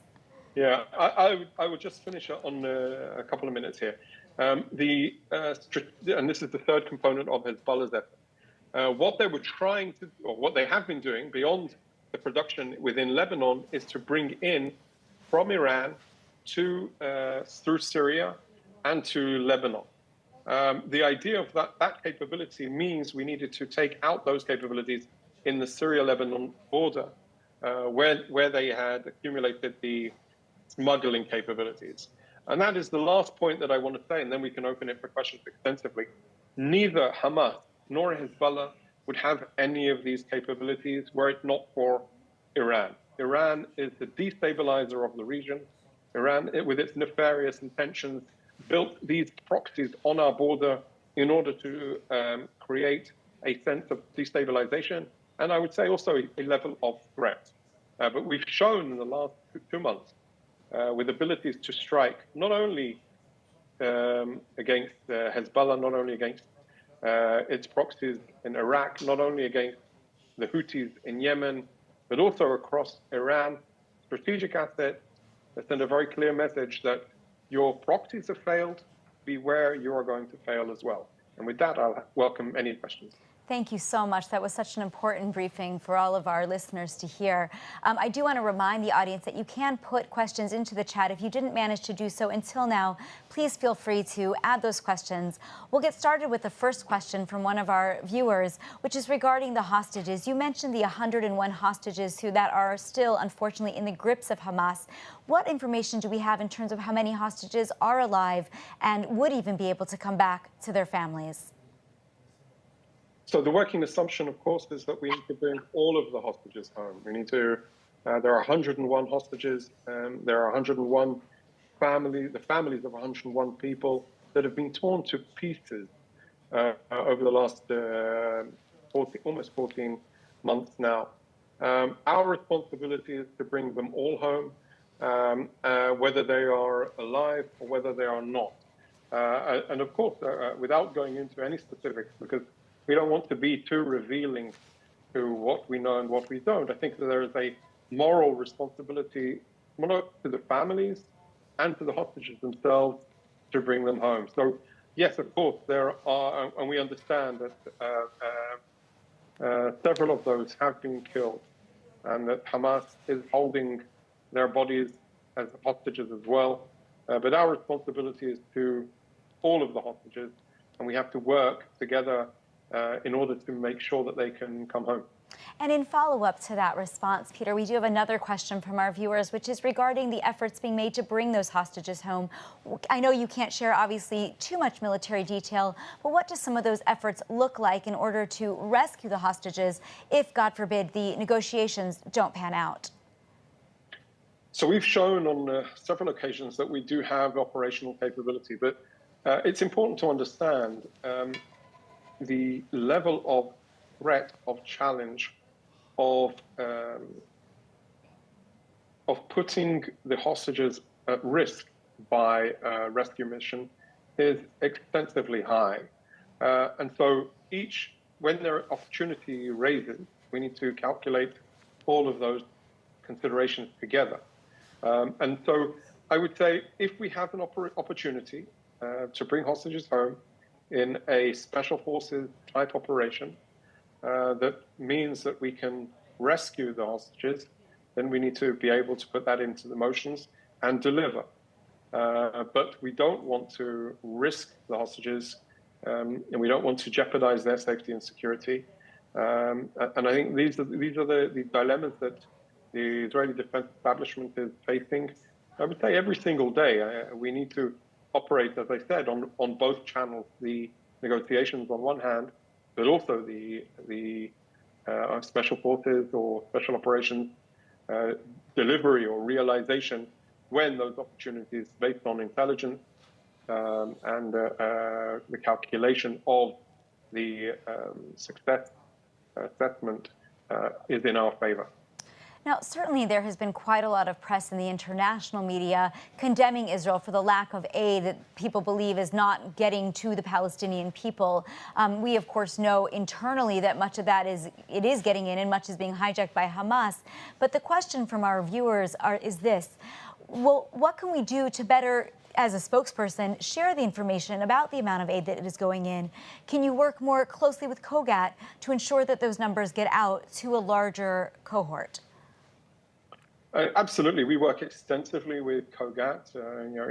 In my history, I was also the spokesperson of COGAT many years ago, and so we work together with them in order to have a synchronized effort. We are encouraging them to distribute, and we are amplifying, and that is what I can say. It is really important that you use the information that COGAT and the IDF is distributing across multiple platforms. They throughout the course of the war, established a website with all of the up-to-date data, and you can get it. You can sign up for their newsletter, which comes out every couple of days with new information of the amount of goods that are going in, the new routes. So just this week or last week, we opened another route, another crossing, to alleviate some of the difficulties. And yes, indeed, it is very hard getting across the band waves in order to try and penetrate the media coverage of the story. I think it's really important that we tell the story in its full effort. The IDF is going to lengths to alleviate the difficulties of warfare, whereas Hamas, in contrast, is going to the effort to aggravate. And when we are trying to alleviate, and the image of is only one of aggravation, amplified by humanitarian organizations or so-called humanitarian organizations that are operating in a way that undermines or, more importantly, empowers Hamas, we have to ask ourselves questions. So I would say absolutely yes.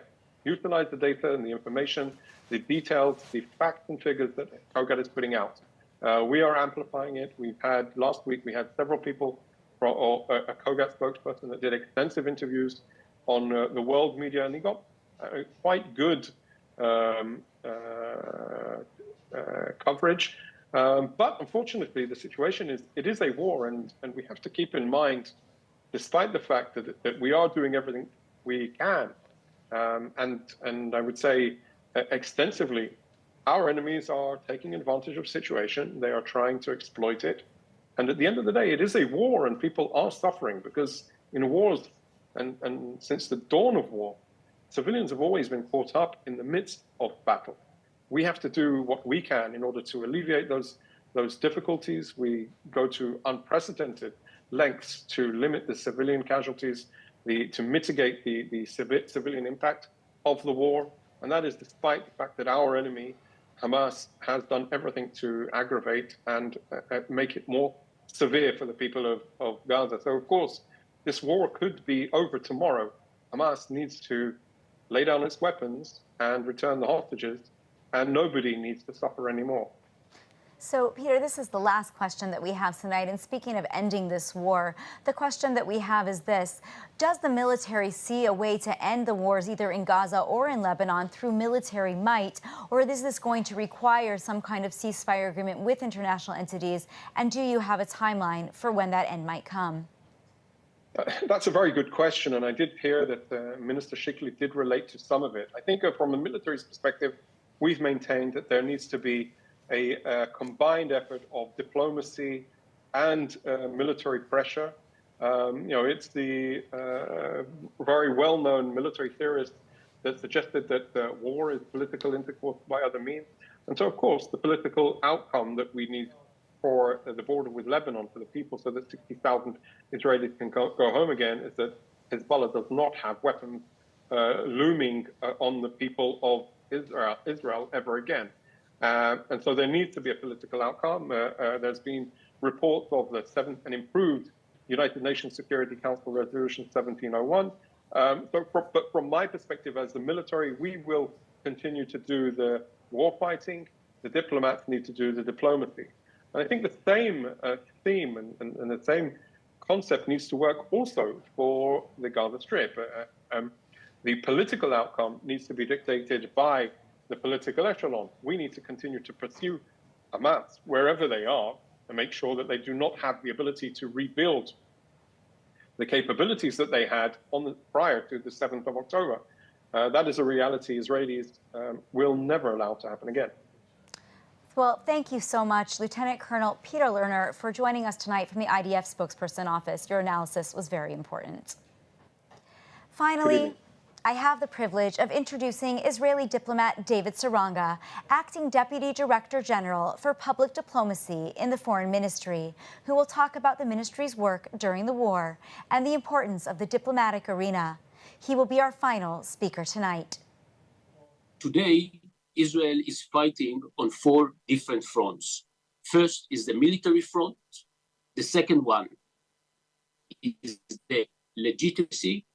The third one is the juridic one, the ICC, the ICJ, and of course, the diplomatic front. All these 4 fronts are combined, and one influences the other. We cannot deal with one of these fronts without taking into consideration all the rest. And therefore, when it comes to public diplomacy, when it comes to our fight for Israel's legitimacy, we have to understand that it influences all the other fronts. And therefore, we at the Foreign Ministry decided to focus on the groups, on the different groups, on the different segments of society in which we believe that we will do the best. And I explain myself. In the past, when we spoke about public diplomacy, we used to divide the world into three. The people who are on our side, on Israel's side, we can call them the choir, the supporters of Israel. On the other edge, we had the people who are against Israel. No matter what Israel is doing, they will criticize Israel, they will attack us. And in the middle, we used to have what we call the silent majority. Many people who don't really know or care about what's happening in our region. After October 7th, the world has changed. And I believe that today, the world is divided into two. You are either with Israel or you are with Hamas. We decided that we have to focus today on these people who understand the complexity of the situation, but moreover, people who are willing to have a dialogue with us. What we have seen in the last year is something that many segments of societies or many segments in the West, I don't think they want a dialogue with us. I don't think they want to accept any idea coming from our side. So we don't have anything in common with these groups. When we see people who are demonstrating on campus against Israel, people who are waving with posters calling for from the river to the sea, calling for the annihilation of Israel, these are not groups that we have a dialogue with them. These are not people that it's worth having a dialogue with them. I think our biggest challenge, there are few main challenges that we are dealing with these days.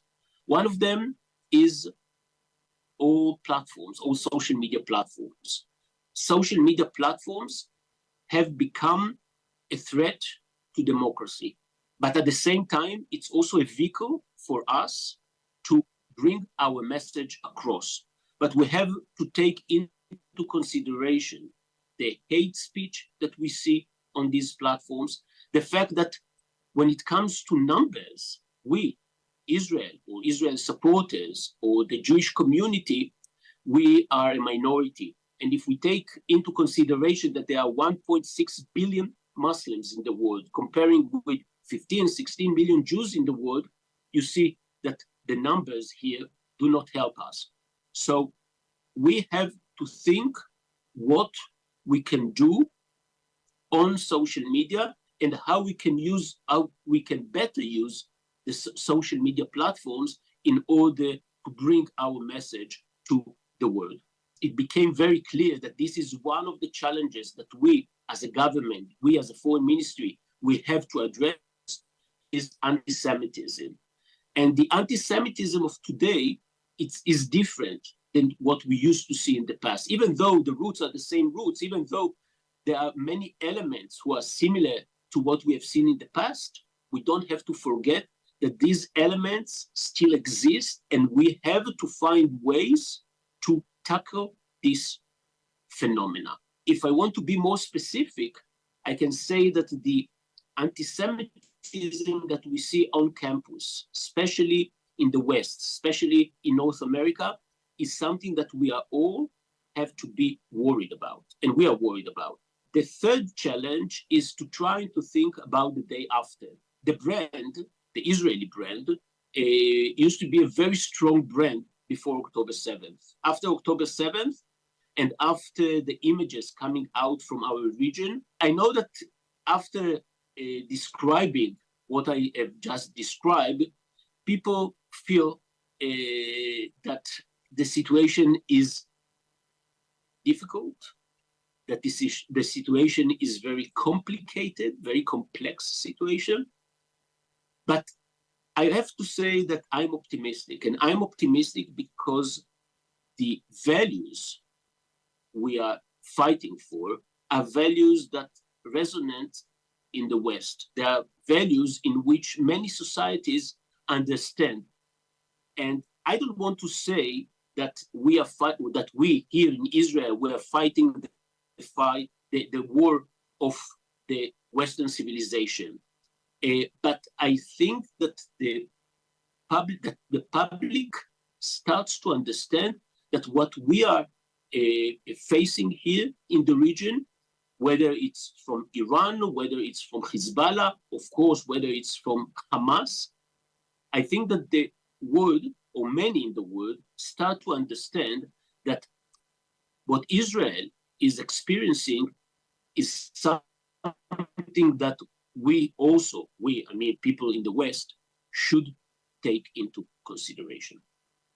So with this optimistic note, I hope to see you all soon in Israel. I'll be very happy to continue this dialogue and to have it as a dialogue while you are going to be here, because for us, the Jewish community and also the people who are on our side, the people who fight for the message of Israel to come across, the people who helps us to bring our message across, we should have this dialogue, and we'll be also very happy to pick up your mind and to see how we can do better in this complex situation. Thank you very much. Thank you, Mr. Saranga, and thank you all for joining us tonight. The role of the international Jewish media is essential in bringing Israel's story to the world, and your dedication to this mission is invaluable. I'm Mayan Hoffman, executive editor of ILTV News, and it has been an honor to be with you here tonight. I want to remind you about the opportunity to join us here in Israel in March and to take part in the Jewish Media Summit. Before we end, I want to call on all of you to rise and join us in the singing of Israel's national anthem. Shalom from Israel, and may you have a peaceful and safe evening.